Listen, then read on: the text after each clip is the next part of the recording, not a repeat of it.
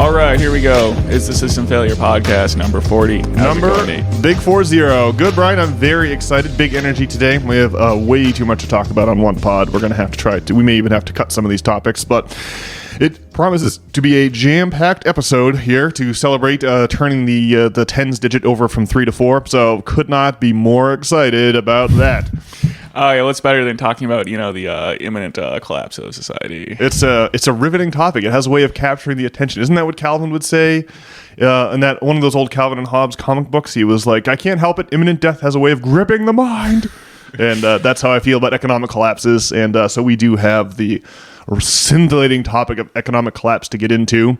But first, Brian, we're here, of course, in beautiful downtown Portland, Maine. And yesterday, obviously, this is June, Pride Month, and we had the Pride Parade yesterday. I barely saw it. We went to the boxing matches last night, the live boxing fights here in Portland. So I saw a few of the revelers from the Pride Parade up in the restaurant we went to last night, but I didn't, not being in the city like you are currently, I didn't get the full experience. So how were things yesterday for the denizens of the urban part of Portland? Well, I mean, they had like a big old celebration like in the park over there, and I was busy doing stuff. So, I mean, there was lots of people walking around, lots of, I don't know, flamboyantly dressed people. With duct tape up their butt crack and whatnot, and fishnets on. I didn't see that. Some ladies with, stickers where pasties on their nips. Yeah. And I guess I was trying to think about how I feel about it all, and I guess I'd have to say it doesn't really bother me. Is what I've decided. Or I don't know. I feel like there's all this like tension, or there's like this culture war. It's like a culture war issue, right? People's right to express or be who they want to be.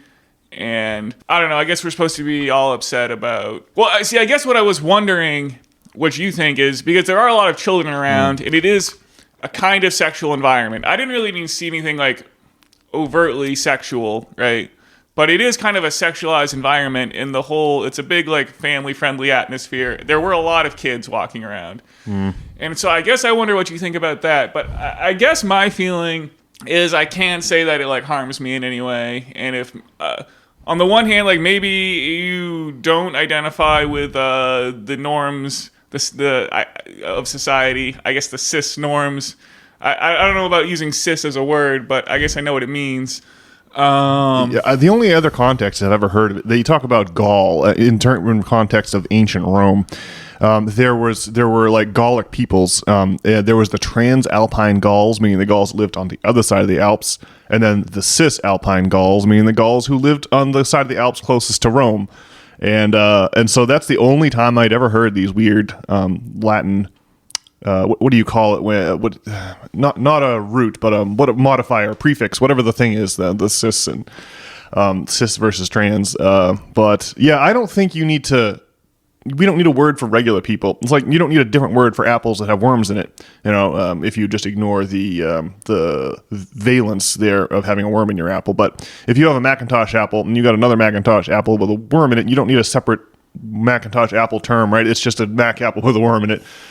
So we should just if the vast majority of people are cisgendered, then do we really need a distinguishing term for that? Not really. That's just the language of a cult. That's just the language of an insular community. I don't know if the word is really useful outside of that community. For them, I can see why it would be useful, but in everyday life, I mean, it doesn't really seem like a worthy distinction, I guess. But that's just my first blush thought on it. Well, if you're into, I don't know, the woke movement or whatever, or if you're into this kind of thing, I mean, obviously, it seems like a word that gets thrown around a lot for the normies.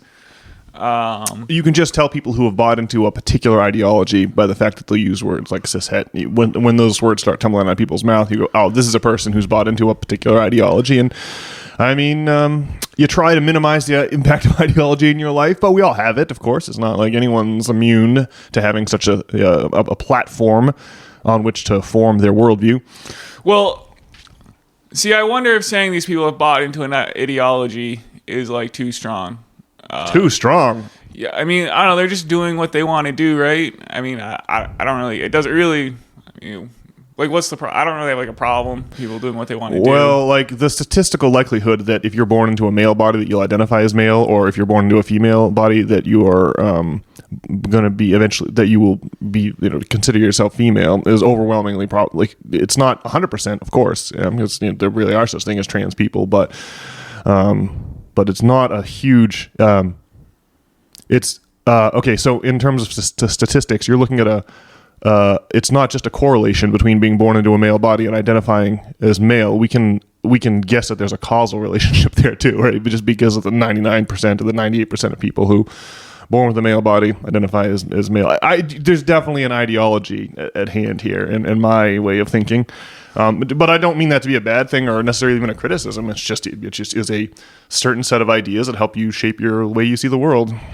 Well, I mean, if you go on the internet, it seems like it's how you get caught up in this crazy culture war, and then you start thinking about like what their ideology is and what your ideology is, and I think that seems like a trap, I guess, is what I'm getting at. Yeah, it's like look, it's a trap that has been specifically designed by, I think, our intelligence services, just in the way that second wave, like Gloria Steinem, the maven who was so responsible for the thrust of second wave feminism into our culture in the early 70s. Well, that was a CIA op. She admits to being a CIA spook. CIA funded Ms. Magazine, which was the feminist magazine, and to hear other, I guess you'd call them mothers of feminism. That's kind of what they call themselves. The women who were such a part of that late 60s, early 70s second wave feminist movement lament allowing CIA dollars to impact the way that they operated is very, very interesting. And that's what, it's not some coincidence that the rise of this trans thing came in the wake of the 2011 Occupy Wall Street movement, right? This is all to get people to argue about something other than whether or not the bank should be nationalized or bailed out or whatever. That's my considered contention on the topic. So I do think that this is definitely an ideology, and I think that like most frameworks of understanding reality or ideologies. Well, it's like an ideology on the internet, right? I mean, it's like an ideology. Like, I mean, I guess there are like these diehard Trump supporters. Like, a few weeks ago on Reddit, I really don't know what the story was, but like there was apparently Donald Trump. I don't know if Donald Trump wore a diaper or something, but there was people wearing diapers and saying they were Trump supporters. I don't know if it was made up or what it is, but anyway, the point is like when you go on the internet and start arguing about culture war topics, I mean that's like the way to win is like not to play, right? Do you remember Operation Mockingbird, Brian? Tell us about it, Nate. That's just where the CIA planted journalists in major publications and news, like the corporate news, to control. This is something that came out in the Church and Pike Committee hearings of the 70s. Operation Mockingbird. What does that mean? Oh, we have journalists on CIA payroll to influence public opinion. Major journalists and all the major news outlets. But a funny thing happened to the major news outlets during the Iraq War era, right? They all got busted carrying water, talking about weapons of mass destruction, and like no one believes them anymore. They've just they're now so non-influential.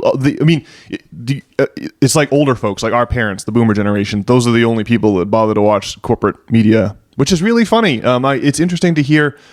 Our parents will still listen to NPR. They'll talk about it. They're aware that NPR lies, but it's just how they get their news. They're not really sure where else to turn. So it's. I just think that the way that you get after everyone else who's under 50 is you get now. The CIA works on the internet because that's where people go to get their news, and so I think there's a whole massive and then there's international players. So yeah, I think this controversy exists principally online and not in the real world so much. Right. So except for during Pride Week. Yeah. Well, maybe we don't disagree too much, but yeah, the point of like this internet propaganda is to like stratify people away from moderate positions. Yeah, right? Same with the abortion thing, right? It's not like the abortion is a critical political football, right? But it's great for the powers that be because it doesn't involve nationalizing any banks or opposing any bank bailouts or tax cuts for the wealth. You know the list of horrible things that we do, or more funding for foreign wars. In other words, the neocon / neoliberal empire can march forward unhindered as long as its citizenry is busy debating the definition of cis and trans and debating about just going round and round in these endless abortion cul-de-sacs that have no real that are perfect political footballs because they have no real resolution. There's solid arguments on both sides. Well, the thing, like abortion, you talk to people about abortion, and you can just see like their blood pressures start to raise, right? Yeah. And I guess my question is like, how many abortions like have you had, or how many abortions, like how many people do you know who have had abortions and stuff? And it's just, I guess abortion's a good comparison because on one level, I guess it's an important topic, but on the other one, it's just one that I've like never had to deal with in my 36 years of living almost, and the way people get bent out of shape about it just seems completely unreasonable, right? And so I guess similarly, I think people get overly bent to like I think we just want to like feel like the people who enjoy Pride Day, like we want to put them in a group and put ourselves in a group is like what the CIA wants to do, right? Yeah. And make us feel like we're like different in meaningful ways. And I guess I just don't think it really matters, or I'm just not going to worry about it. Don't let the media turn you against Pride group, and I mean, the Pride group ought to not let the media. The Pride group ought not let the media turn them against they're the people who are supposed to be their political enemies. We got to not let it happen and insist on unity, right? Well, it's like Riley Gaines, right? That's the swimmer, or is that the porn star? I think that's the swimmer, right? Who swam against Leah Thomas. She was making the rounds on Joe Rogan and maybe Tucker too. I think I missed this whole thing, but I think Riley Reid is the distinguished porn actress right. Who was on Eric Weinstein's The Portal once. Yeah. Well, I mean, I was listening to this, and she was talking about like how she had to swim against Leah Thomas there, who's like the woman with a ding-a-ling, trying to do some swimming. This monster dude who's wearing a woman's one piece and just dominating, just setting record after record for the women's division. Yeah, and they have to like share a locker room apparently and whatnot, and that all sounds like horrifying. But on the other hand, if it wasn't like for like the internet, I just would never have known this had gone down. Yeah. And, I mean, it does seem like a big issue when you talk about it that way. But on the other hand, my life has just never been affected by this. Yeah. So that's the great perspective to have. How much does this all right, it is stupid that we've gotten to the point the emperor is naked enough that we now have a dude swimming as a woman and smashing all the women's swim records. Does that help inclusiveness for folks who chance to be born trans? Obviously not. But that's okay, right? You're right. It doesn't affect us. Let's not get heated up about that. We got to save our ammo for the things that really matter. And that is opposing the wealthy. Would it shock you to learn, Brian, that abortion was a major issue during the decline and fall of the Roman Empire? One of sore contention. There was this tension between the aristocracy and the old-timey religion of Rome. Rome had risen under this certain set of religious assumptions, and then as the empire expanded and slaves flooded into Rome and drove the price of production of most products below the cost that would support a free person, right? If you have slave labor, you can outcompete someone who has to pay their employee, right? So it's like slave labor destroyed all the small farms, and so there were just a bunch of people who just had meaningless lives, and they resorted to the bacchanal. It all became panem et circenses, as was it Juvenal wrote came up with that term, panem et circenses, bread and circuses. But the whole culture descended into crazy sexual license, and gender became a fascination. I'm thinking now about the debauchery and depravity of Julio-Claudian emperors like Nero. Or Caligula, and we can uncover Roman statues. You can tell they were obsessed with hermaphroditism, not just from the poems of Ovid, but also from a lot of the hermaphroditic statuary that's been uncovered. These things were prized during the Renaissance, and in fact, Gian Lorenzo Bernini sculpted a replica of some of these statues of Hermaphroditus, which looks like a woman statue, but it has penis. Looks like lying on its side. There's a bunch of these that have been unearthed, and so anyway, the point is that gender and abortion and these things were huge issues during the crumbling and collapse of the Roman Empire. So that's a fun little flag to plant on that hill. Well, I knew about the obsession with gender and sex and whatnot as society's decline. I think is a pretty common trope. I didn't know that abortion was this like thousand or multi-millennia wedge issue. That's pretty funny. I shudder to think about how abortions were done back then. Yeah. They had a specific herb, I think, that you would take that's now extinct and gone. We can't get it anymore. They cultivate it into extinction, but they had a specific herb they could take to induce the abortions back then. And Juvenal is a great guy to bring up. He wrote, I think, 16 16 literary works in 4 volumes complaining about the state of Roman society. He had this great quote, "May the gods save us from learned wives."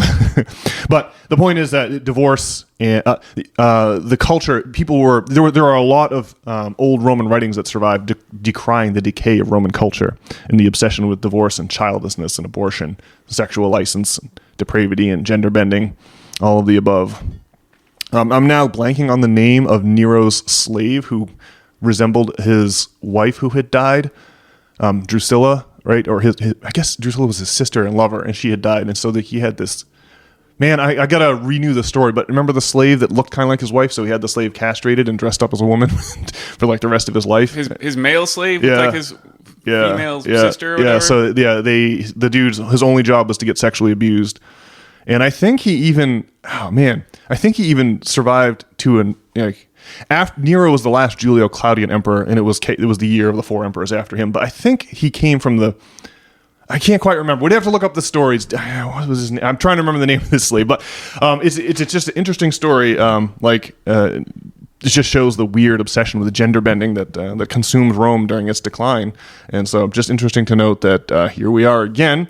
As our economic system winds itself, further and further into an impossible position, or paints itself further and further into a corner, just how these same topics seem to pop up once again. Well, where the internet is like this relentless tool of propaganda, I wonder, like, obviously they didn't have the internet back then. I guess, we have to try to make like a good quarter of the internet and not... try to remain positive. And I guess there are good corners out there. I guess we feel like probably the Twitter has improved since being bought by the Elon Musk, and we're happy about Joe Rogan, but I guess not everyone is. Twitter's a little chaotic, but at least it's not state propaganda. Yeah. Saying that's its only real value. I mean, my running a Twitter account, and like everyone that I interact with is some porn bot. It's like, oh, someone's liked my post finally. Oh, it's a porn bot. No, nudes in profile, says the person's message. So it's like, but I would agree generally. I guess, what we can safely say is that we are telling the truth on this podcast, and, we are not CIA operatives. Well, that's just what a CIA operative would say, though. Oh, man. Yeah.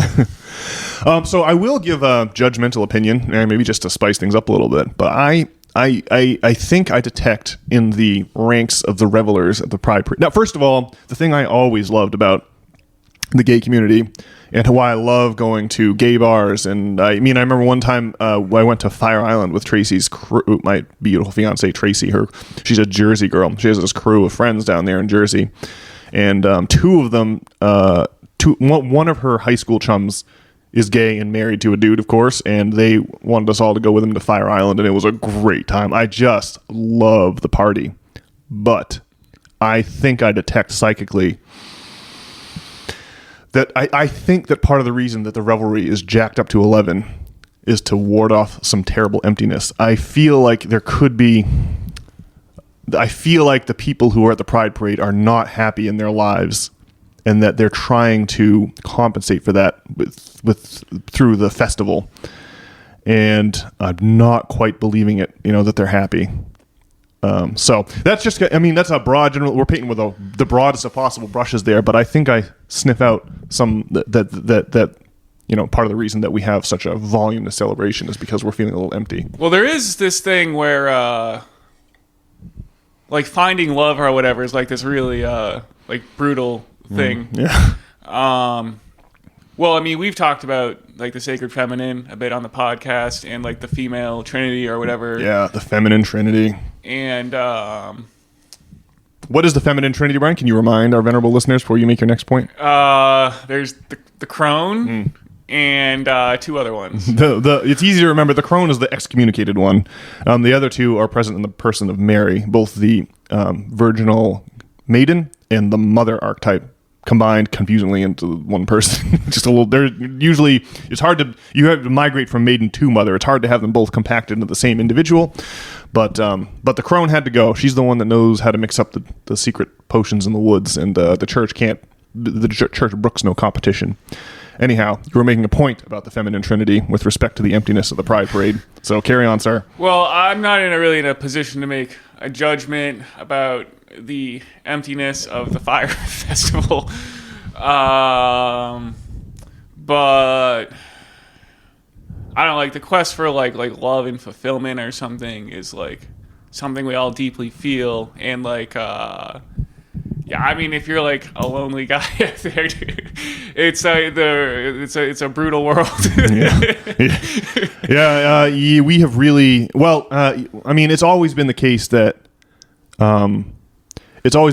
male are the lowest caste. We have this idea that like, oh, it's a patriarchal society, and that's awesome if you're one of the 12 dudes who runs everything. But for the rest of men, it's an absolutely brutal. I mean, there is not a single measure of societal ill in which women are doing worse. There's no metric. There's no objective metric where like women are doing worse than men. The best you can come up with is the pay gap, but then that instantly gets explained just by that difference drops away as soon as you account for women just not going to work and raising kids instead. And so it's like metrics like workplace fatalities and suicides and military deaths and all of the list is like all the list of social maladies. Men have it far worse.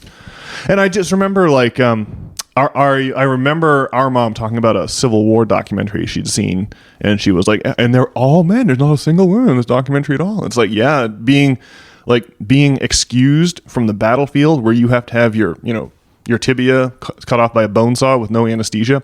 Being excused from that is an unimaginable privilege. Never want to look that gift horse in the mouth. Why am I talking about that now? I can't remember, Brian. I've lost my train of thought. It happens on the pod every once in a while. But you were making a broader point here. Just the brutal grind of like the search for love or whatever.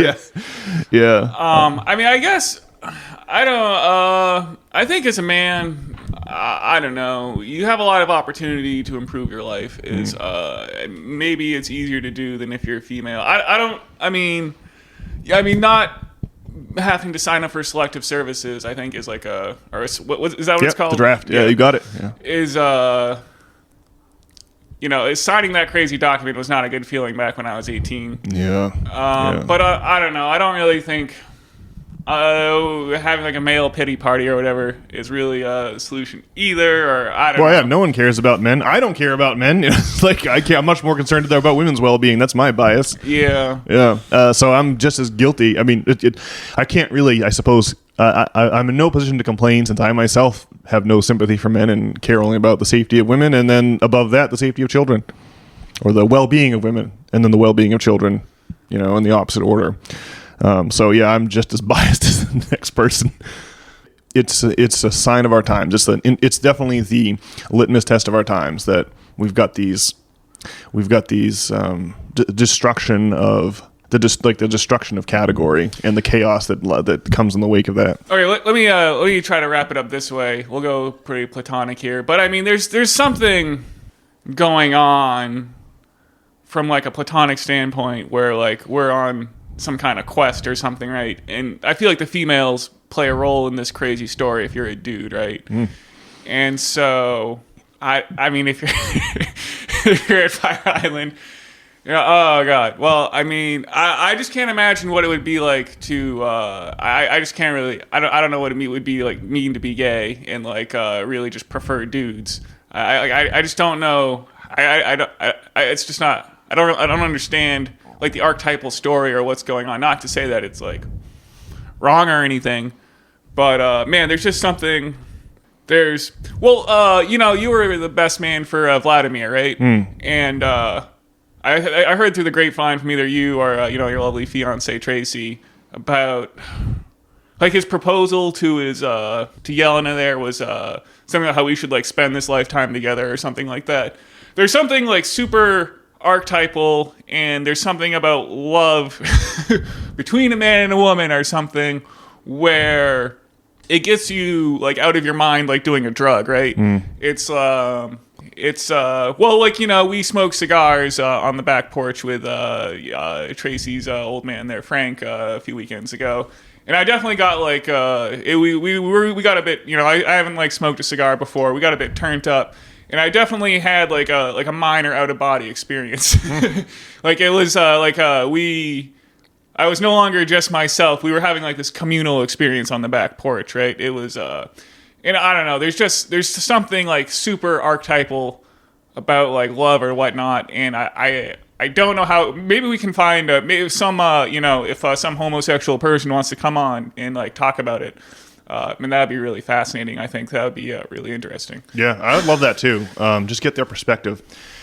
So just if I could repeat what you're saying, it sounds to me like you're saying that there is a sort of shape to the human story, and that the way that the human story moves through time is by generating new generations of itself, and that if you chance to be homosexual, then you're now all of that sexual apparatus, all of the mind space that's dedicated to sex is still dedicated to sex, but no longer towards moving the human species along the trajectory that it's historically moved in.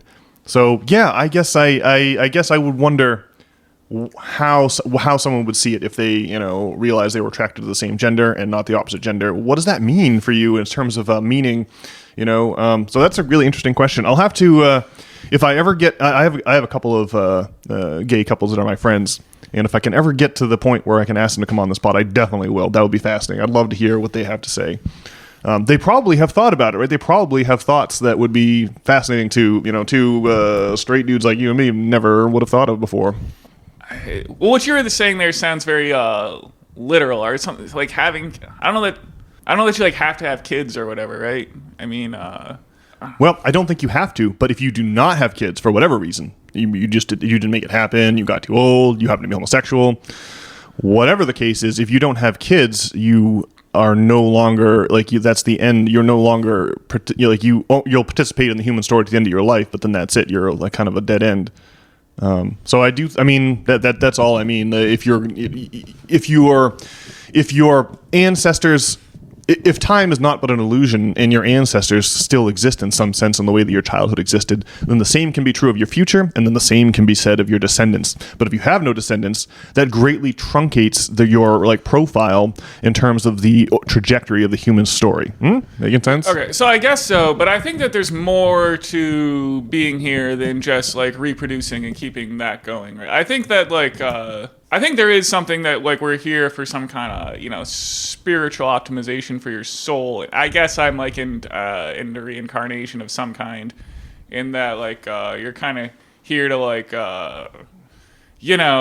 advance your soul somehow. It's like some kind of learning experience. It's like you've gone into the Matrix it's like you decide to sit down and play this video game to try to learn something somehow, right? Does that make sense? Yeah, I totally get what you're saying, but I think you're sailing past the assumption that you're making a one-to-one. I totally get on board with the reincarnation business, but I just don't want to have a one-to-one relationship between souls and bodies. For example, I think that you and I are any two people are like two root tendrils meeting each other under the soil, underground. Two root tendrils encountering each other, and it's not obvious in that moment that both root tendrils lead back to the same tree above ground. And so we're having this illusory experience of individuality. But I think what's really happening is that the same thing is wearing all these different costumes at once: the Brian costume, the Nate costume, and that you can drop that costume, and that realization is super important. And we'll have to get into that when we talk about time signatures. There's some value to temporarily inhabiting these bodies, but it's just not. But I just don't think that. I think that Brian goes with the body, but there is a thing wearing Brian like a costume, and that thing is also wearing me like a costume, and we're really the same thing. So I'm totally on board. I just want to remove the 1-to-1 ratio between souls and bodies. Right. I just want to say that if you play GTA 5 or whatever and elect not to knock up any hookers, then that doesn't really mean you've missed the point of GTA 5 though, right? With regards to our homosexual friends. So if suppose you're playing GTA 5 with a virtual reality headset on. Right. So then there's your avatar that you're playing in the game. Right. And if you create another avatar, you've created another thing wearing the headset that you're wearing. Right. So I do think it factors in. And it's you can certainly, there's all manner of spiritual experiences to be accessed. Without having kids, but I think that having kids is the quintessential spiritual experience. That's what I'm saying, I guess. This is just pure conjecture on my part. So it's certainly like the standard, probably spiritual experience is to like, fall in love with someone and have kids and sacrifice your life for those things, right? Especially as like a male, that's like very much like a basic archetypal male story, right? Yeah, definitely. And if you've got, so I think that people are horribly depressed because they haven't got any kids. I think you're supposed to have a couple, 3 kids by the time you're like 20, right? And then now you have this thing that anchors your entire life. Like it makes sense of your entire life. I think that if you get to be 25 and 30 and 35 with no kids, you will be suffering chronic depression because you don't have the thing that you're supposed to be sacrificing everything for.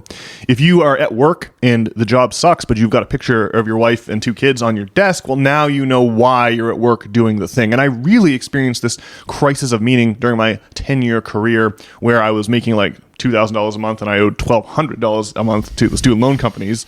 And I had no picture of any wife or any kid. In fact, I was living with multiple roommates and just barely scraping by.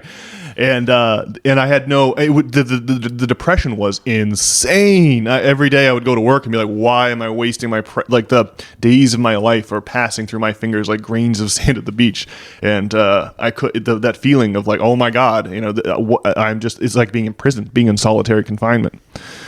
So I think that having kids is like, I don't think you can be even mentally healthy maybe if you don't have kids. Now, I do think that men, like the reality of us is that like we're really looking for the feminine to look at us and say, yes, you are worthy of procreation. But I think in a state of nature, that's only 10 to 20% of men ever get that. And the rest of us just suffer terribly. So linking it back to your earlier dirge on the lamentable fate of the male half of the species, while I'll double down on that square here.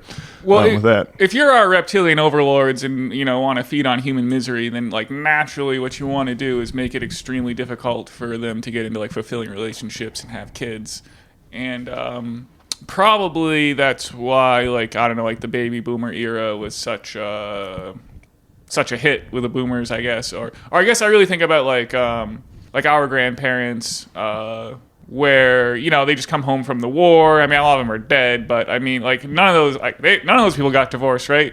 Yeah, Well, no. both our grandparents on both sides, neither of them got divorced. I guess I would say one set of our grandparents seemed a lot happier together than the other, but holy smokes, neither of them got divorced. And then like everybody else got divorced. Like I guess in the boomer generation. Well, the baby boomers are our parents, right? And then our parents' is like the greatest generation that fought in the war or whatever. And so the greatest generation all stuck it out, got the white picket fence, had families and whatnot. And then the boomers, all their lives got torn asunder by that reptilian overlords going into the 70s, 80s, and 90s. And, all the crazy things that happened. Well, right.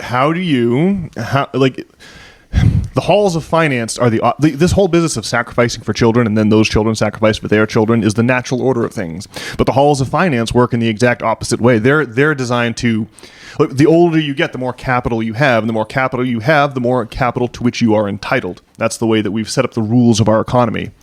Interest, if you have money, then that money attracts interest. So like the people that already have money get free money, and then the people who don't have money have to like try to work and be productive in some way. But when you think about the way that capitalism tends to concentrate wealth among the old, it has this tendency to be the exact opposite of the sacrifice for future generations. It looks to harvest future generations for its own.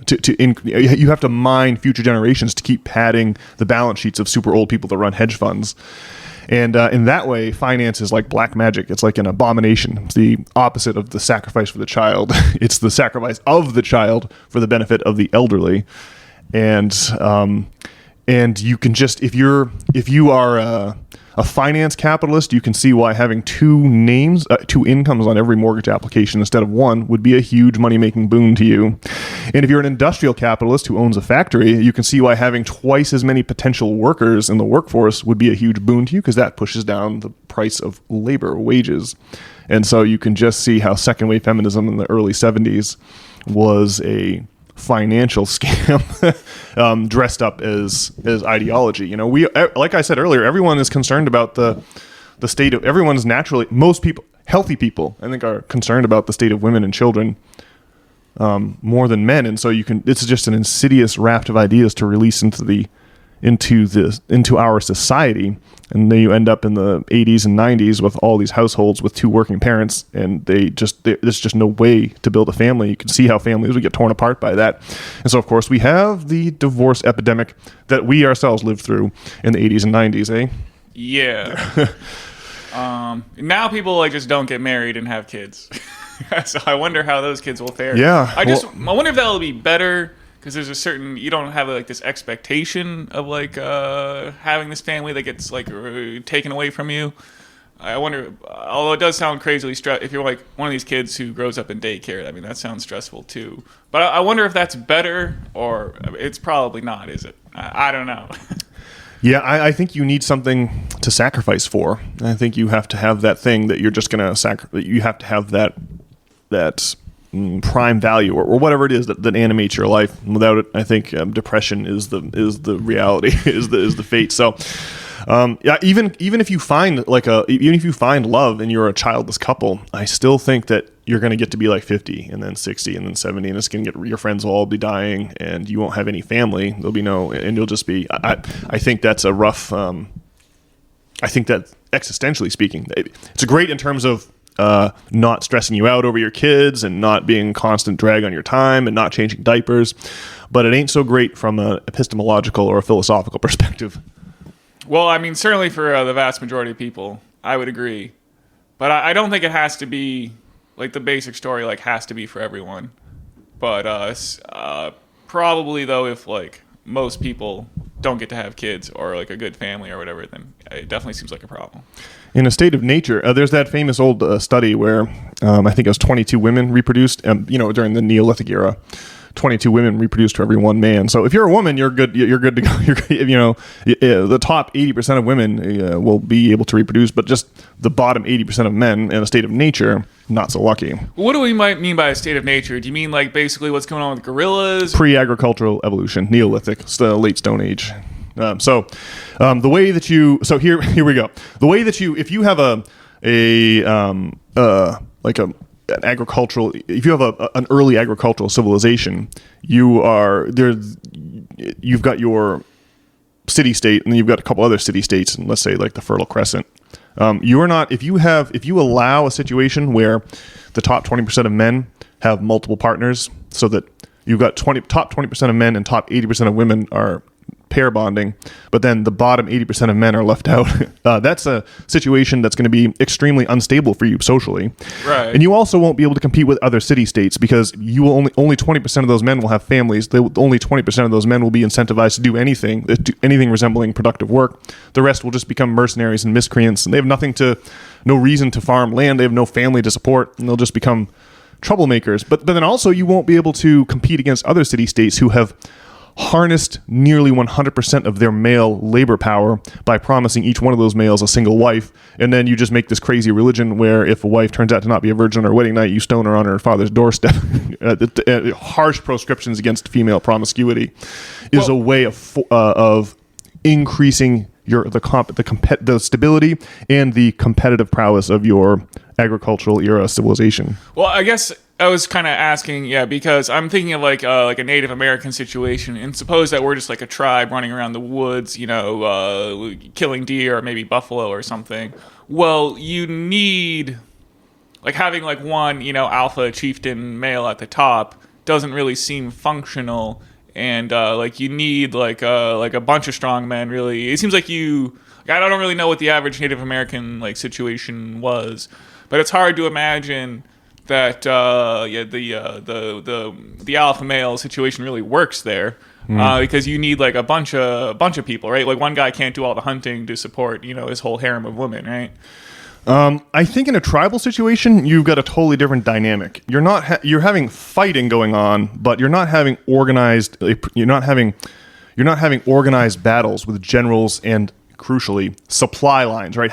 When you conquer other cities, we think about what an army of 10,000, even a small army of 10,000, like Bronze Age army, 10,000 guys, that's a lot of food every single day. 10,000 people are just going to just eat a crazy amount of food. And so it's the supply lines that make you militarily effective over the hunter-gatherer tribes. You just have these huge farms that create an agricultural surplus and then move those surpluses to the front lines. That's the way you conquer and start building these crazy Bronze Age empires. And so without that massive agricultural surplus, it doesn't matter how brave your warriors or how strong or how coordinated. If you can't match the pure ability to supply and outfit your army and equip your army, then you'll just be rolled over. And indeed, that's why the agricultural revolution spread so rapidly the way that it did, or originating maybe in the Fertile Crescent or maybe a little earlier.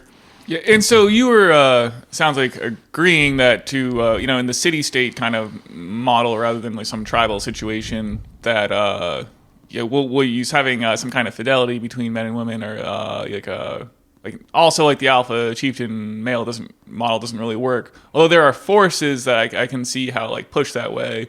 And so if you get like a conqueror like Genghis Khan, he's going to go and impregnate like every woman in Asia basically. Mm.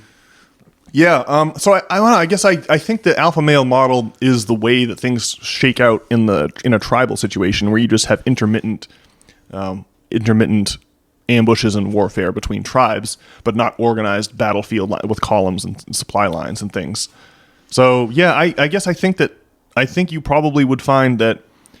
Now again, it's like the alpha male.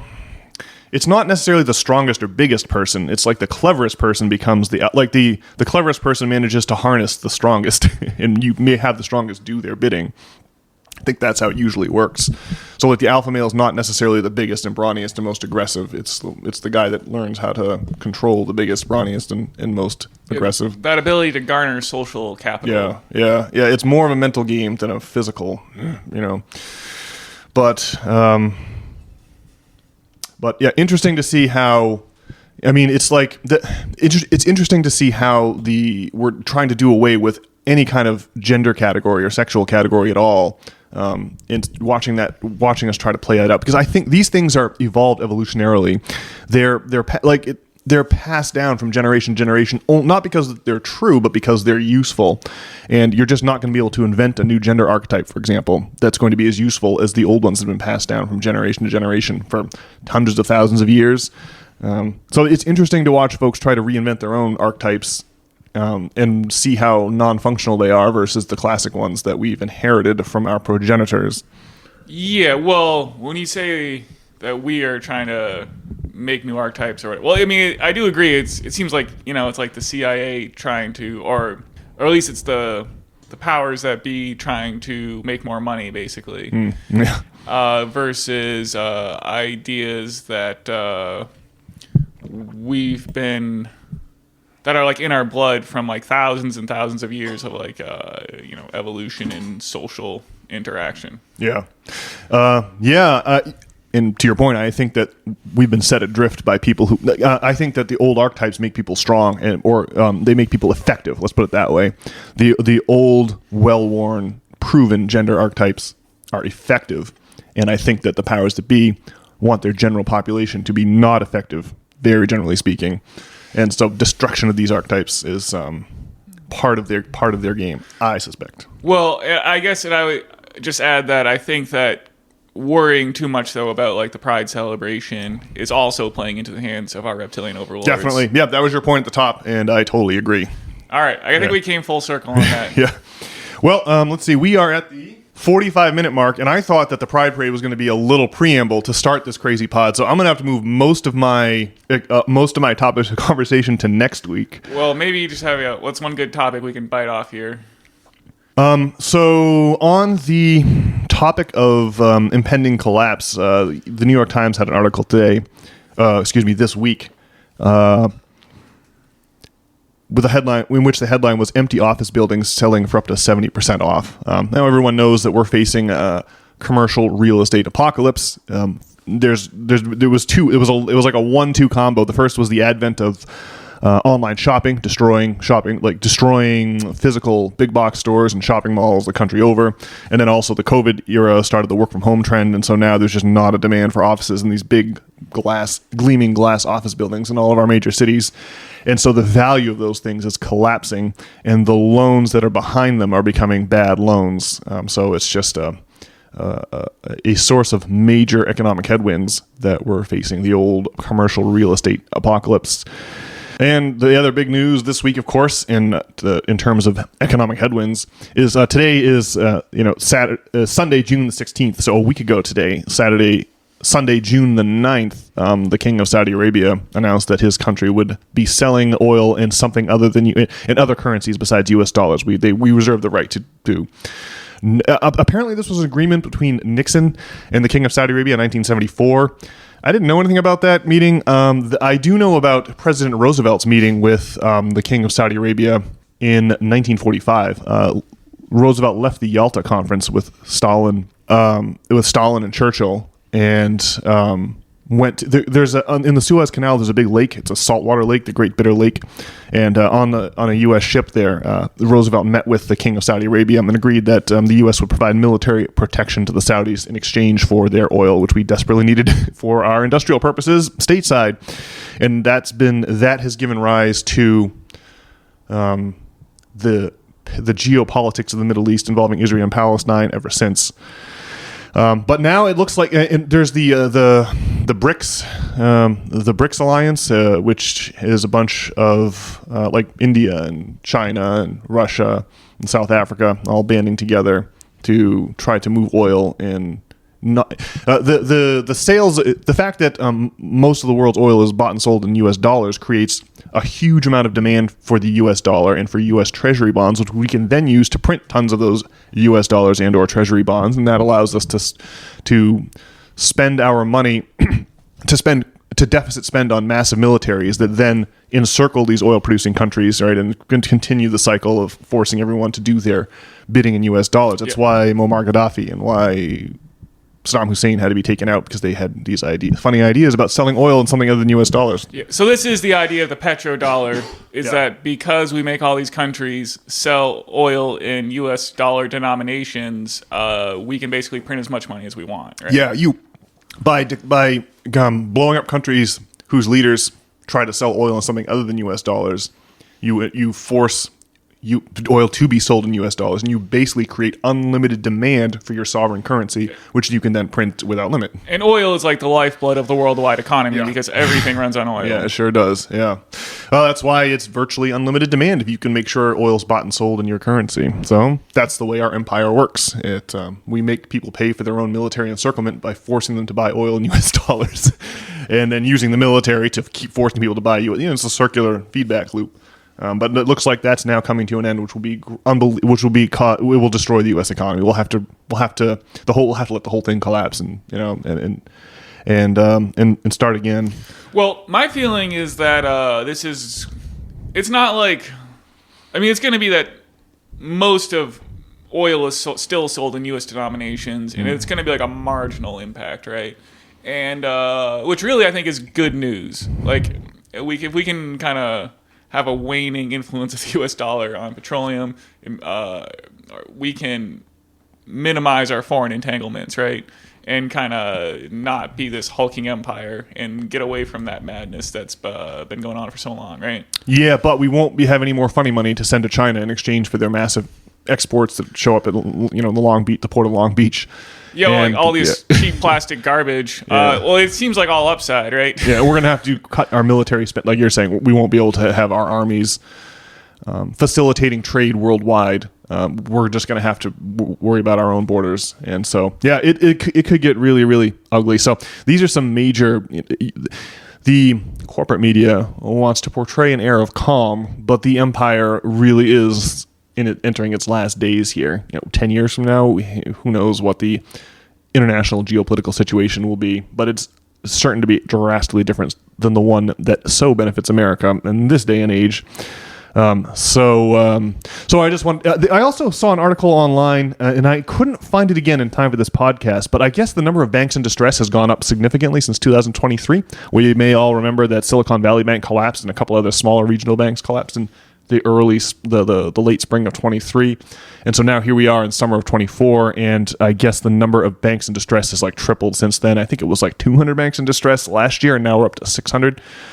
So these banks haven't collapsed yet, and they're all regional. They're not huge in size, but But it's just interesting to note that there's all of these serious cracks forming in the sidewalk of the U.S. economy.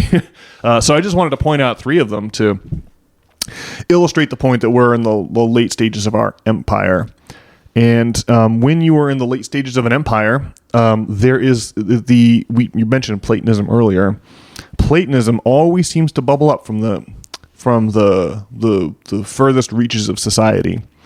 Platonism is this idea, of course, that there's Plato, the ancient Greek philosopher, had this allegory of the cave in which he described reality as shadows flickering on the wall of a cave.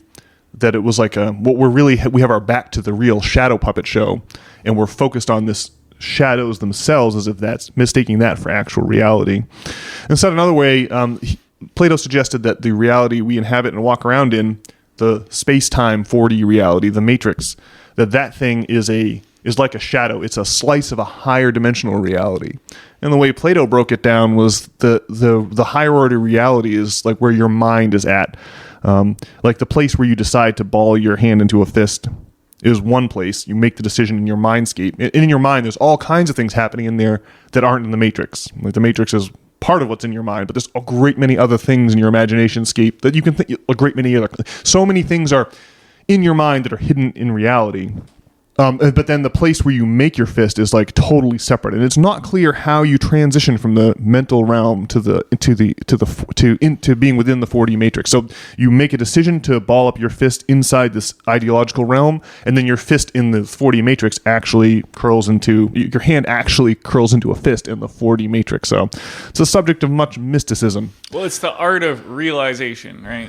Realization of the idea, right? So when Michelangelo carves the David, he's taking this ideal and bringing it through that membrane into reality. Is what you're saying? Yeah. Well, when you realize something, you sort of understand what something means is how I used to think about it when I was a kid. And then as I got older, to realize something kind of means to bring something from that, realm of ideas into the real world here, into the matrix. That moment of realization, it's like when you see a hot chick, right? It's almost like you recognize her hot. You're not like evaluating her. She just matches a preconceived notion of what's hot, and so you recognize that it's like an instant recognition, or you understand that the archetype or the intellectual ideal of a chair is that which all chairs have in common, an abstract concept. And then you take that abstract concept, you walk into a restaurant, and you compare it to all of the objects and you can sense, and then that's how you know where to sit down, is you choose the things that are most match the archetype of the chair. The object is an imperfect example of the ideal of a chair, which is, again, that thing that all chairs have, those things that all chairs have in common. The chairs in your restaurant is going to be missing a few of those items. It's going to be a version of a chair. But, yeah, there's the concept of the chair, the ideological idea, and then there is the reality. So, Platonism. Yeah, well, I think the metaphor of the hot chick is an interesting one because... you kind of figure out about chairs, probably when you're a toddler, or a little kid or something, and you just kind of you're negotiating your way around these 3D objects and kind of figuring out what stuff tastes like and what stuff is, and then as you hit puberty though, this you start recognizing things that come from some deep place within, right? And you get incepted with this idea of a hot chick, or you get incepted with the idea of Venus or something, Yeah. And it is the realm of ideas now calling to you and awakening something, rather than you just find out about chairs through discovery, and having an a priori, I guess is the word, idea of a chair is kind of not important in the way that females will embody Venus, right? Yeah. Well, your conception of the opposite sex is at the core of your biological apparatus, right? Whereas a chair is much more superficial. Yeah. Right. Well, it's just a boring object. Yeah.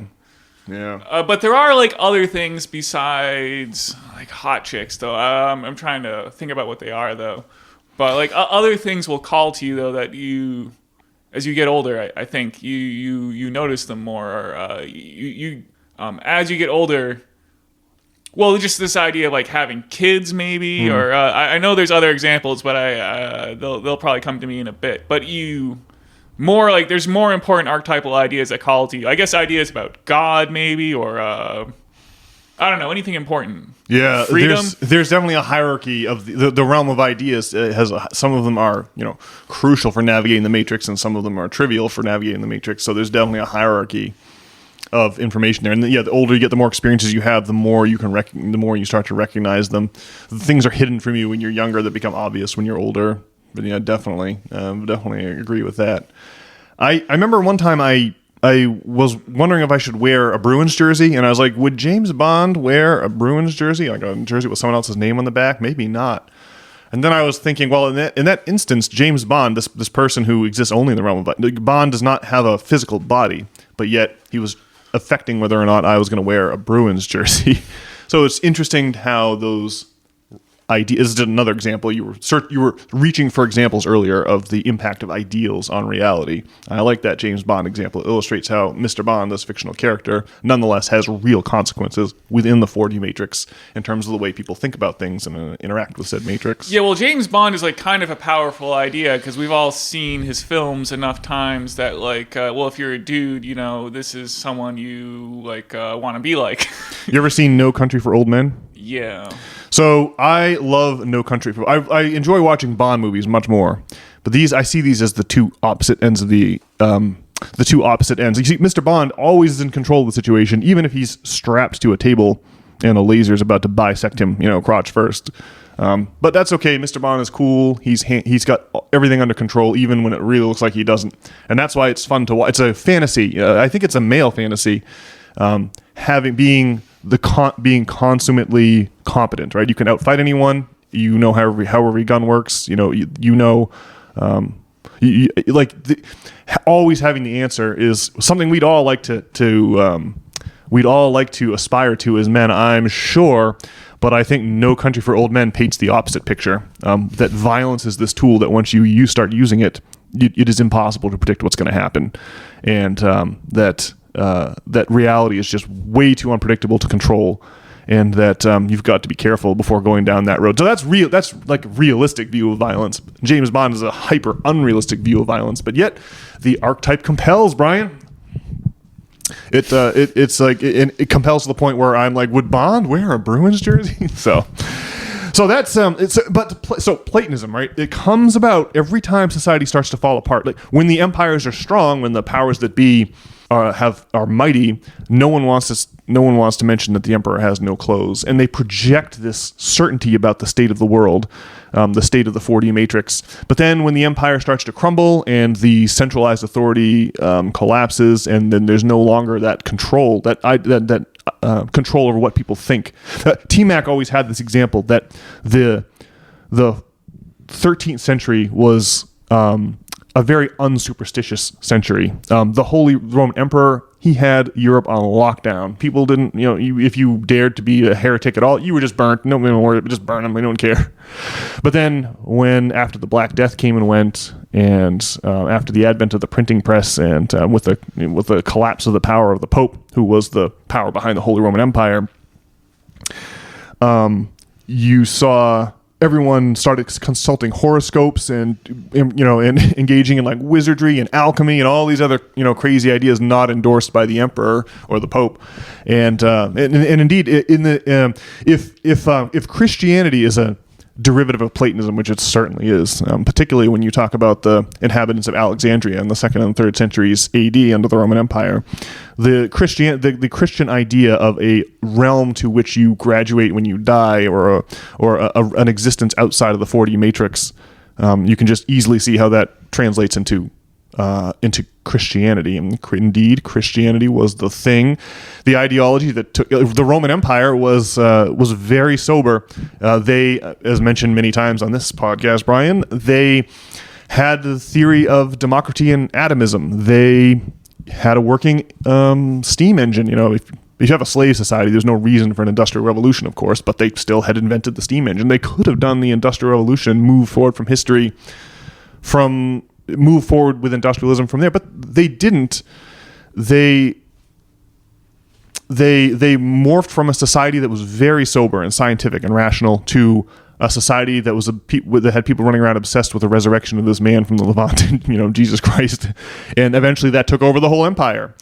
And the same thing happened with magical thinking in the time of the Renaissance and the Reformation. The idea that reality is like a dream that you can, like, in the sense that you're creating it with your mind. Like, you and I look at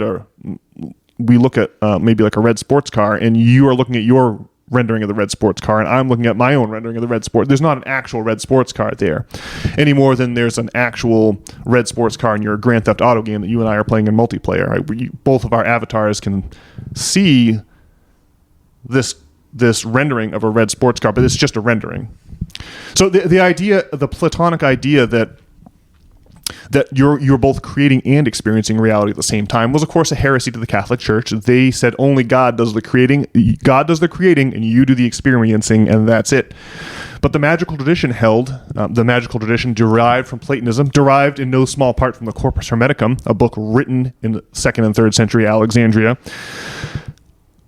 took the opposite tack, that you have a hand in, you're a co-partner with God in creating the reality that you're experiencing, and therefore that reality admits of manipulation from the ideological realm, from the mental realm. And you can start to see where the ideas of magic fall into place here. And magic was a big part of the crumbling and collapse of the medieval order of peasants and lords, and it was replaced by a system of employers and employees. And magic morphed into science. Even like Isaac Newton was a man who invented calculus and formalized the mathematical formulas for gravitation, but also considered himself to be an alchemist. And Isaac Newton was a man, he was born on December the 25th, and he died a virgin because he was trying to emulate Jesus Christ, and he had a real affinity for Jesus Christ, and he was committed to alchemy. In other words, Newton considered himself both an alchemist and a physicist at the same time. These were not separate roles back then. And gradually over the years, the pointed wizard hat and the pestle and the mortar and the alembic was replaced by test tubes and beakers and white lab coats and clipboards and very serious pronouncements. But that's what has replaced the authority of the Pope in our modern industrial society is science. But now I think it's about time for Platonism to start making a comeback. We should, if we're expecting a collapse similar to the fall of Rome and similar to the fall of medieval society, we should be looking for a plague. We should be looking for an innovation in communications technology, like the bound book and its impact on the Roman Empire, or the printing press and its impact on medieval society. And in addition to a plague and a revolution in communication technology, we should be looking for a fundamental inversion in our conception of reality, on the order of magnitude of the transition of the Roman mind from polytheism to monotheism, or the transition of the Renaissance mind to a geocentric Aristotelian model of the solar system to a heliocentric model of the solar system in which the Earth orbits the sun and not vice versa. So here we are.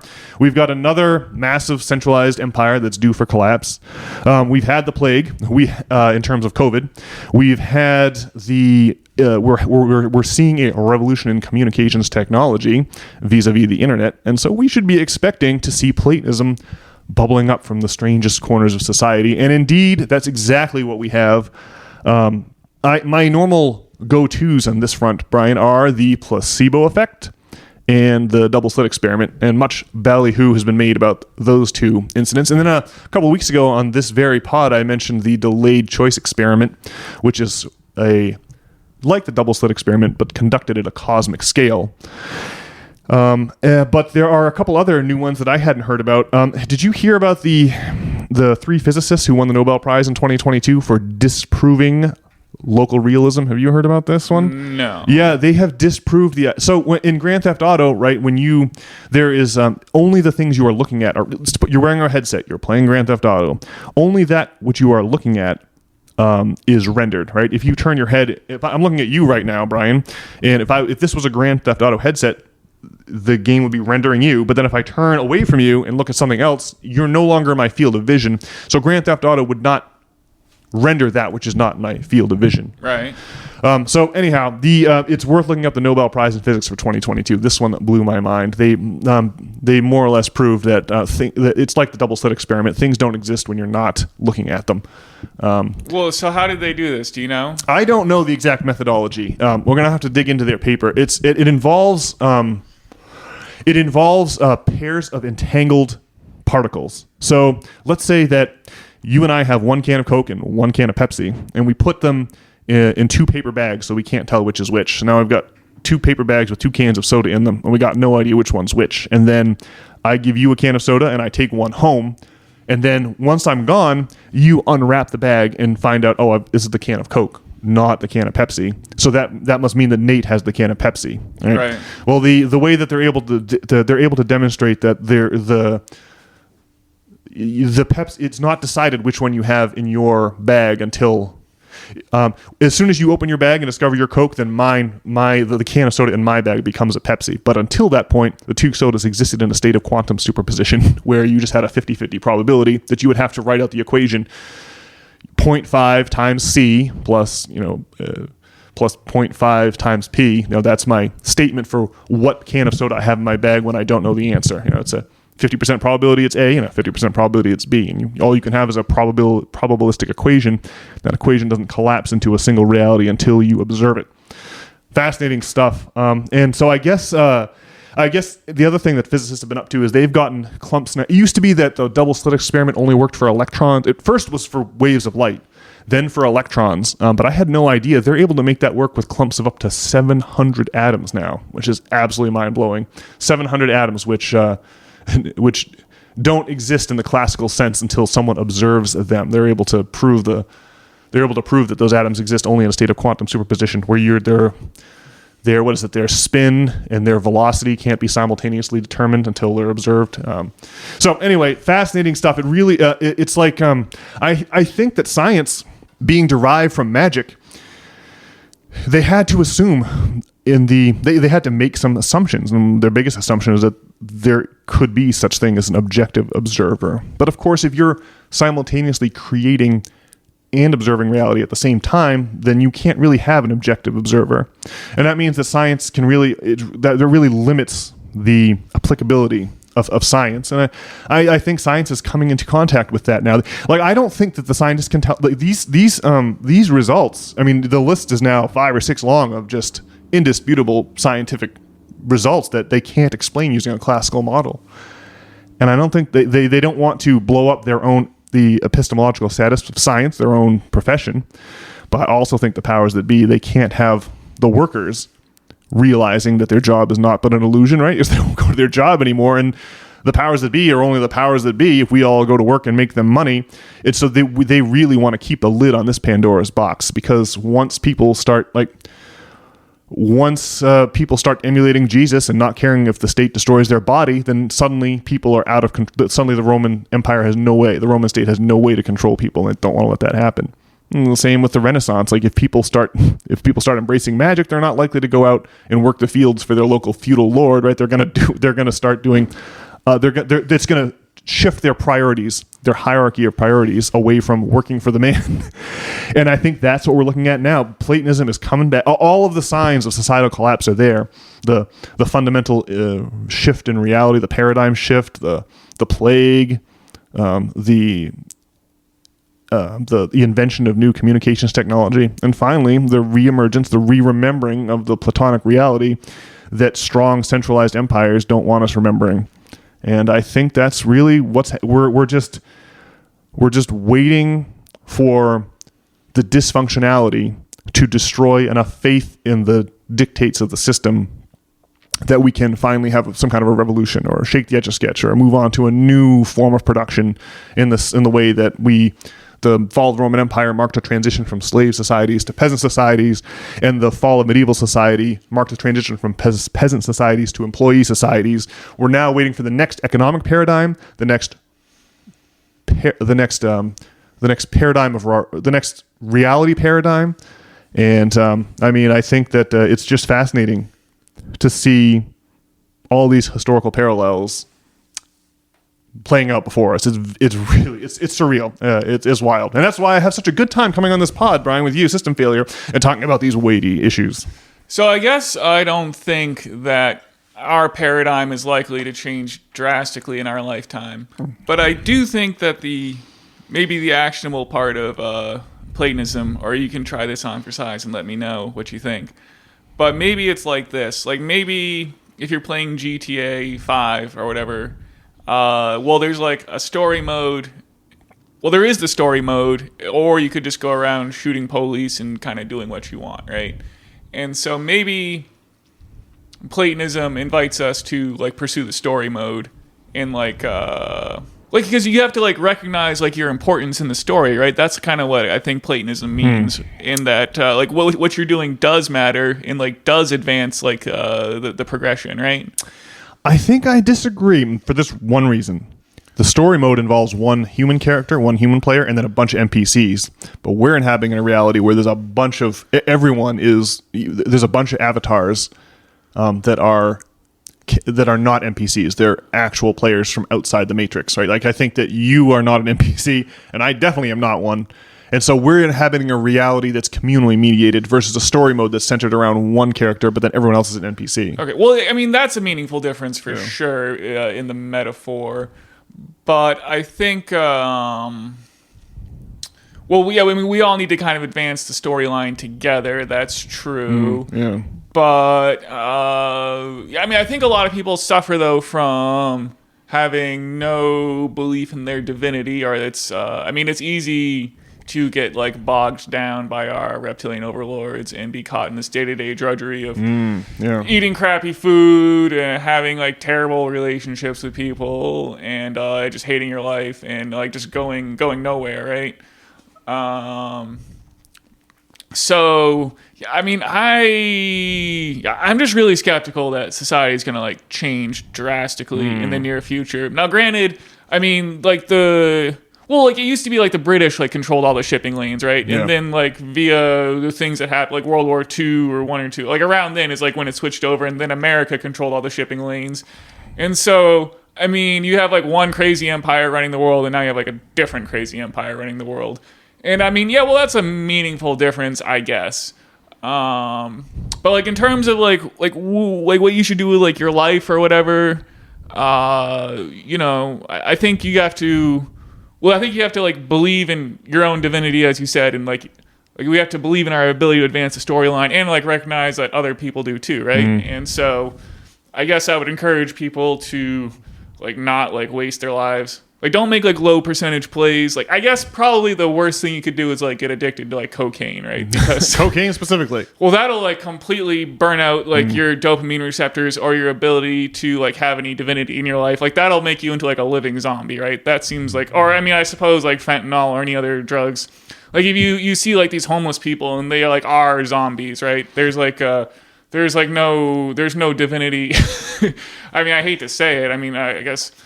It seems like a total forfeiture of divinity to me too. People are just strung out and can't seem to recognize the thing that makes life worth living. And so I'm not going to disagree. So I know you're keen for like rapid change, and I know you hate paying student loan debt. But on the, I don't know. I think if you like advance the storyline, like that's like I think going to bring you the catharsis, regardless of whether maybe societal change will happen. But either way, like, isn't that kind of like, isn't that your calling in life? Yeah. Well, we're not really going to disagree here. I just want to pick at some like minor. It's like, yes, Platonism is going to give us a much healthier relationship to the Matrix than we could possibly have under the cruel lash of the man. No question about that. But don't we think that like it's a meaningful distinction between being a medieval peasant and say being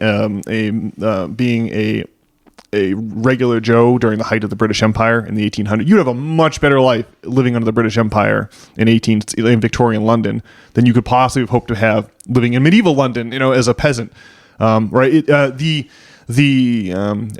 drawn an equivalence between the Roman Empire, the Holy Roman Empire, and our modern industrial democracies, which are really banking cartels disguised as modern industrial democracies. But we made huge improvements in very short periods of time relative to this grand arc of history, in terms of like the Industrial Revolution. Even just in the 20th century, you see a dramatic improvement in the quality of life for most people. Well, it's like, so we just each new version of the empire gets better, more democratic, and less top down, less hierarchical as we go. Well, I guess I felt like that our our society at moments, like I felt like this is like as dystopian as it gets. Just like during like the COVID, I guess. I mean, I guess it's not like we were thrown in a gulag. I guess that would be pretty rough. We had a massive exercise of state power and curtailment of civil liberties, to where you had to like turn on the news to see if you were like allowed to leave your house. That was wild stuff. Yeah, and so I mean, I guess you would say that we're like better off under this empire than in the British one, and I guess we're making progress. But I mean, I don't know. Well, I think there would be something to do if you were a peasant in terms of like advancing the storyline. Oh, sure. It's just that you have to spend 3 days of every week working for your family, and then 3 days working for your feudal lord, and then a seventh day sitting in church and hearing how this is how God commands it. That's just and you'd have no reading, no writing, no education. It was just a tough situation to be in relative to where we are now. Well, see, I think that would be like a brutish and meaningless existence. Although, supposing you had like the spark of divinity or ingenuity, or suppose you're able to kind of recognize the system for what it was. I mean, they like kept people like everyone had like the fear of God, right? And so people would have been like, I guess, afraid, because you could like leave that system and go and live out in the woods or something, right? Well, I'm not sure. I don't think so. As a peasant, you're attached to the land, and I guess if you're the oldest son, you would inherit the same farmland. And if you're the youngest son, you'd become a wandering mercenary or a knight. Well, I guess I'm sure you're right. Actually, there's probably not that much place to go in like Europe at that where you could kind of get your own compound going or whatever. Although I guess there are like bandits in the woods, right? Yeah, you could get together a large enough force of mercenaries, and that's exactly how Normandy got founded, right? I mean, you had these Vikings who would just be sailing up and down the coast, raiding all these French villages. So finally, the King of France was like, "Fine, you Vikings, you're going to take the area." Like the legendary Ragnar Lothbrok famously raided Paris, right, by sailing up the Seine River. So the King of England was like, "All right, so you Viking, we're going to get some other Vikings, and you're just going to settle the mouth of the Seine River, and don't let any more Vikings come up the river and lay siege to Paris and steal all of our gold and silver." And so you could get a big enough mercenary force to where you might be able to start your own, but it's tough to do, tough to ask. Well, I think if we were around back then, like, we're peasants like hoeing the dirt or whatever, like, hey, this sucks. I think we could figure something out to escape that system. I'm sure people did to some extent. But anyway, I think there's like a reason why we're here now in wrestling. Like, we're here to like advance this storyline, not that one, so I'm not going to worry about it. And so I think that's like that's why we're here now and not then, right? Well, I still want to double down. I think that the ticking time bomb is about to go off. I think it already happened in 2008. And that in 2008, debt always blows up societies. That's why there's so many warnings about it in the Bible. And I think we reached a level of debt that was just unpayable in 2008. And that system started to unwind, but the banking cartels got us to hook up our sovereign currency to sacrifice our sovereign currency to save what should have been a private debt problem for the banks. We're going to save them by using our US dollar to bail them out. And I'm not talking about the $750 billion TARP bailouts, which the banks eventually repaid. I'm talking about the quantitative easing that's still going on today, where we use the Federal Reserve to buy bad debt at face value and keep rolling that over so that no one has to admit that debt is worthless and write down their balance sheet. Yeah, it's like, that what I think is, I think that the end is already nigh, and we're living in a weird twilight zone while those chickens finally come home to roost. While we wait for recognition of the situation which we're in. I think that, in other words, that the plug has already been pulled and the bathwater is just going down the drain, and we're just waiting for the tub to empty so that people can go, "Oh, wait a second, something's horribly wrong here." I guess I just don't think, change isn't going to happen like overnight, right? It's just like a process, right? Maybe it will happen overnight. I don't know. The timing of things seems to definitely be accelerating. like the rate of, like, if you were an 11th century French farmer, you'd go your whole life and maybe see one technological innovation that would change your life. But today we get those on a like near weekly basis. Just look at the introduction of the large language models to society and what effect that's already having. So it seems like things are speeding up exponentially. Like the rate of the introduction of new technology is speeding up exponentially. So I have a feeling that like time doesn't really. I think that things are going to happen fast when they start happening. That's what I think. Well, there is all that, but people just always think we're going through the apocalypse, and I just don't think the apocalypse is just likely to be like just an overnight thing. But anyway, yeah. Well, you agree that there's more dollars of debt than dollars of currency in the system, correct? Sure. Yeah. So it is a inflection point from our economy is functioning to, okay, a bunch of debts are not going to be paid and are going to have to be written down. That is the moment that we're waiting on. And I just have a feeling with every single category of debt at record level, sovereign debt, student loan debt, credit card debt, auto debt, mortgage debt, with every category of debt at record levels, the recognition that some debts aren't going to be paid is going to have to happen soon. Well, just suppose that happens. Like, how's your life going to change? Like, well, maybe we'll get like a better empire and one that, you know, there's like reasonable representation for the taxation. And I mean, I guess that would be cool, but you're still going to have to like go to work and do stuff. And I mean, you're still going to like have like, maybe you won't have to pay your student loan debt. Right. That'll be cool. So the Black Death came along, wiped out a third of the European population in the summer of 1349. And before that happened, there were X number of peasants. And then after that happened, there was 66% as many peasants, and 33% of the fields were laying fallow. And it's not that the peasants were doing different work before and after that fact, but before they would swear fealty to a feudal lord and serve that lord for life. After, with such a labor shortage on, the feudal lords started bidding against each other for the services of the peasants, and they started bidding wars, and the peasants realized they could collect a huge slice of economic pie was removed from the lords and claimed by the peasantry. So it's not that they were still hoeing the same fields, right? But now they are allowed to rent out their labor to the highest bidder versus being locked into labor for a single feudal lord, right? So you're right. You're really exactly right. It's not that things will be different in terms of what you have to do on the day to day. It's just that we're going to cut ties with so many middlemen that don't actually do anything productive at all. And we're going to cut all of that loose. And like, think about like the cost of housing, like how much of that goes to the banks and interest payments versus what you're actually paying for your house. So I think that what will happen is that a great number of middlemen will be just dismissed, and they'll have to get actual jobs. Expunged. Yeah. And I would include even the industrial capitalists. Like Henry Ford created this whole Ford Corporation, but now the Ford family, they just inherited it, and they just send proxies to the board of directors meeting, and they don't know how to knock together a car. Like at this point, I would say that the Ford family are just middlemen. They're not. There's this virtual cycle of production and consumption, and then these guys have a toll booth where they get to collect. They have this say over what happens at the Ford motor plants because they've got pieces of paper that tell the police that they own the Ford motor plants, and no one else is allowed to issue commands there. But they don't produce anything. All right, earned versus unearned income is the great distinction we lost as the Industrial Revolution reached its later stages.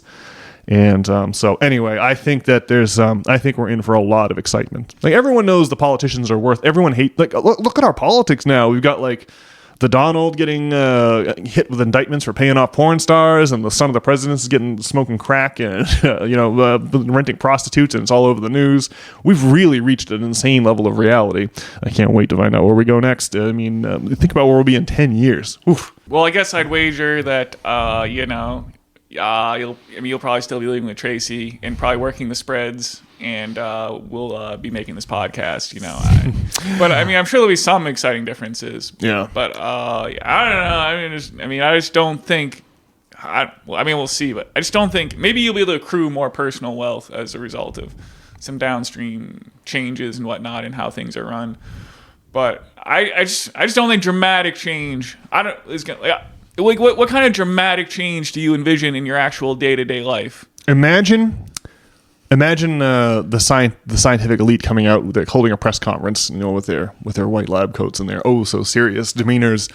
And listen, we have a major announcement for the American public. We have undeniable proof that the universe that you're living in, reality is not but an evolutionary device, and it has no real relationship with actual reality outside of it helps you gather food and reproduce, but it's a total fiction. It has no other relationship to in other words, your life, it's just a headset that can be taken off, and that space-time is just a headset. Well, if that's the case, well, then you could that opens up remote viewing and interstellar travel and the end of resource scarcity, which I think we've already achieved a reasonable simulation of the end of resource scarcity. It's just that if resources are abundant, then the powers that be lose their power over us, and so we can't admit that we're already living in a state of superabundance. So I think that the Platonic insight changes. There is nothing it doesn't change fundamentally, and that we maybe work in the spreadsheets, but you'll lead a totally different life and have a totally different fundamental relationship with reality, just as the denizens of the Renaissance and the Reformation had a totally different relationship with reality after discovering the sun does not orbit the earth, but vice versa is true. And just like the Romans of the late Empire altered their conception of reality from a pantheon of gods to monotheism with a judgmental God and an afterlife. It's like, yeah, I guess the sun seems like a good metaphor. It's like, all right, yeah, we actually revolve around the sun, then the sun revolving around us. Great. Go back to work. Who was the British scientist that said, yes, I wonder, it's obvious that the sun moves across, appears to move across the sky. But right, it's like you're still living in the matrix, except for now the authorities have no authority because they doubled down on the Catholic Church doubled down on the Aristotelian Ptolemaic geocentric model of the solar system for 1,000 years. And so, a reality in which the authorities are exposed is a totally different proposition than the reality we have now, where the authorities are still in control. And I think that we're headed for a reality where they are not in control very soon. You can just see the chaos already spreading like wildfire in our society. It's real. We have people living on the streets and homeless encampments. The price of housing is unaffordable to the median wage can't. There's a handful of counties in the country where the median wage can afford the median house. It is wild. Meanwhile, we have politicians in Washington stealing everything that isn't nailed down, and a tiny number of people accumulating ridiculous numbers in their bank accounts that they and their children will never be able to spend. But it's just important that their number is higher than the next son of a bitch. That's the reality. Well, it's always been an illusion of control, right? It's just kind of how it works. They manage to cast your spell and control bazillions of people. Do we believe in the illusion or not is the proposition. And yeah, we are already heading to a spot where people just don't have they pay no heed to authority. So I don't know. I think there's so many exciting changes afoot, Brian. I can't imagine. Well, I got to get you on board the excitement bus here. I mean, it really is. We really do live in a wild historical moment. Well, I think we live in an interesting time for sure. I just don't think I'm just not a buyer in dramatic. Just everyone thinks the apocalypse is always happening is the thing, right? Well, there are always the sandwich board people with the end is nigh. But then a change, people couldn't imagine the discrediting of the Catholic Church until it happened, right? It's people couldn't imagine the fall of the Roman Empire. Then it happened. So on the one hand, there's always the doomsayers, of which I'm one of these sandwich board guys. But on the other hand, normies are always no, everything will. It's hard since I can't imagine. Since we're heading into it's hard to conceptualize the unknown because it's the unknown, and so because of that, I'm just going to assume everything is going to. I have a bias in favor of the current status quo because what's beyond the status quo is unknown or incomprehensible. I'm not picturing exactly what it is. So that's why I feel like maybe talking about the scientists in their press conference or trying to give concrete what-if scenarios and try to envision what the undiscovered country looks like that's on the other side of this thing that's about to happen to us. All right. Well, we'll just have to wait and see. Yeah. I do think we should go ahead and leave the pod there, Brian. We've already yammered on much longer than we usually do. So I think it's probably a good time for me to exhort our listeners to pay a little visit to not.substack.com if you want to read exciting essays about the grand trajectory of human civilization. And then you can also send us an email and let us know why all this doomsaying is suspect. And you can do that by sending your email to nop@substack.com. We look forward to hearing from you there. Or if you want to, hammer us about our opinions on, I guess, the culture war or whatever. yeah, you can hit us with that too. Okay, I think that's about it for this week's exciting edition of System Failure, Brian. I will sign off with that and wish all of our listeners a wonderful week. All right, see you.